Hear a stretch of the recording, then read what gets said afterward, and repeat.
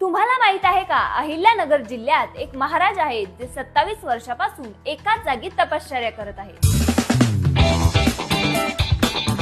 चला तर मग आज जाणून घेऊयात कोण आहेत ते महाराज आणि का व कधीपासून त्यांनी सुरू केली तपश्चर्या। अहिल्यानगर करमाळा महामार्गाजवळ मांदळी नावाचे एक गाव आहे। या गावात लालगीर स्वामी नावाचा एक सिद्ध पुरुष शेतामध्ये तपश्चर्या करत असत। त्याच्या सेवेसाठी आलेला एक लहान मुलगा त्यांच्या जवळच राहिला।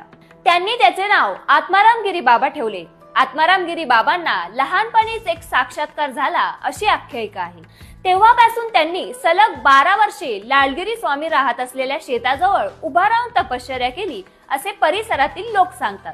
पुढे 12 वर्षे ते लालगिरी स्वामी महाराजांच्या समाधी मंदिरात ध्यान धारणा आणि तपश्चर्या करत असत आणि मागील 27 वर्षापासून ते एकाच जागी ध्यानस्थ आहेत असे भाविकांकडून सांगितले जाते। आजही हे महाराज मांदळीत ध्यानस्थ बसून आहेत आणि भाग्यवंतांना त्यांच्या भजनाचा आवाज ऐकायला येतो असे भाविकांचे सांगणे आहे। या गुरु शिष्याच्या मंदिरात दर्शनासाठी मोठी गर्दी होते।